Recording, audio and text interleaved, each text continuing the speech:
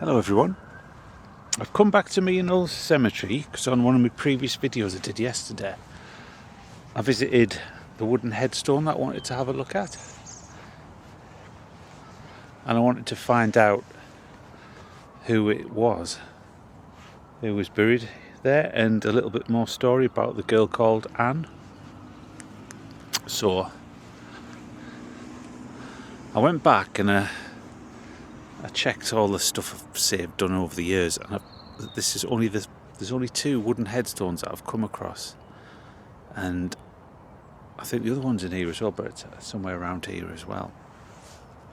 So I managed to have a further dig into this one, and as you can see, it is in loving memory of Anne, beloved daughter of... Now, by coincidence, years ago, well, probably 2 years ago, I already had a photo of this when it was in much better quality, but obviously completely forgot about it. And when I looked at the old photo, it's quite obvious who this particular person is. It's beloved daughter of Joseph and Elizabeth Rowell, who died. That bit is completely obliterated now, and it's aged 6 years.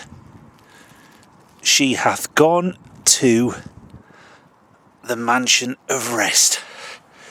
Now, her parents were Joseph and Elizabeth Rowell. They lived in Hamilton Street, down in Monk Wearmouth.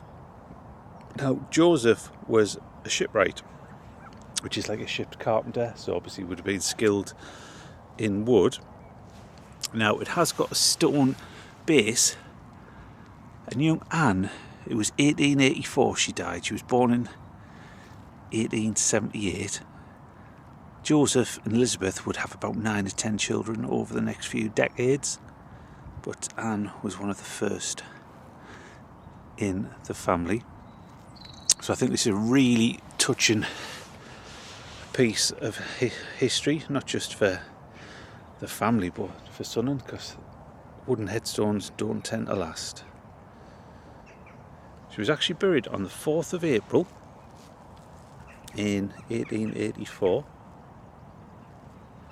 and this area in the burial records is down as the common ground, so it was unconsecrated. So literally Joseph and Elizabeth were just simply paying to have the child buried here. Now, there's no proof, or I can't say for sure, but I would hazard a guess that this particular headstone was created by Joseph, with him being a carpenter, possibly from the shipyard, a spare bit of wood. And look at that. And I wouldn't be surprised if it was him who took the time to carve his daughter's name in, and this special little epitaph for his beloved daughter.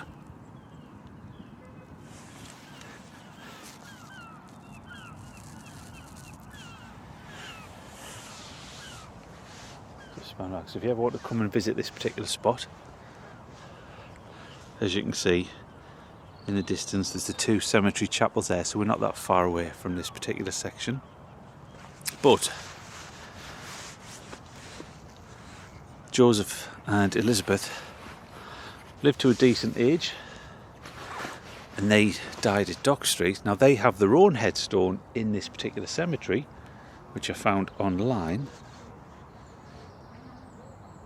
Now, before I did this video, I went for a walk around because I was hoping that I thought it was going to be close to where we're actually stood, but I can't find it, and I've had a quick skirt around the cemetery. It's a huge place like this, but so online, if you Google Joseph Rowell Mere Knolls Cemetery, it'll probably come up. So Joseph died in 1916, and he was 67 years old. And Elizabeth died in 1920, and she was 67 years old. Now, they must have had a decent life, because the memorial that they had for themselves is quite a fine one. It's a two-piece, well, it looks like it's a three-piece monument with the big block at the bottom with Rowell engraved, and it's got like gold lettering on it as well. So obviously by that stage of life they were able to afford a memorial for themselves, and one son, Matthew's, also mentioned on it.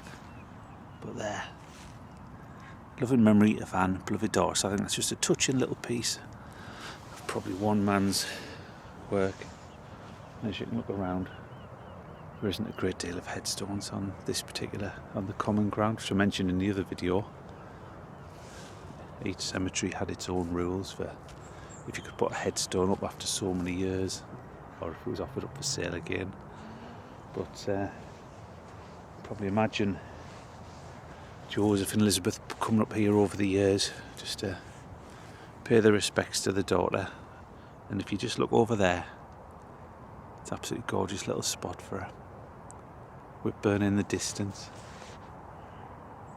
Quiet, peaceful. A lovely spot. So thank you very much for watching. I just wanted to come back and tell you the story in a bit more detail than I did on the previous video. So that is Ann Rowell, beloved daughter. Thank you very much for watching. If you did enjoy that, please give it a like, and if you want to, click on the subscribe button, and I will see you next time.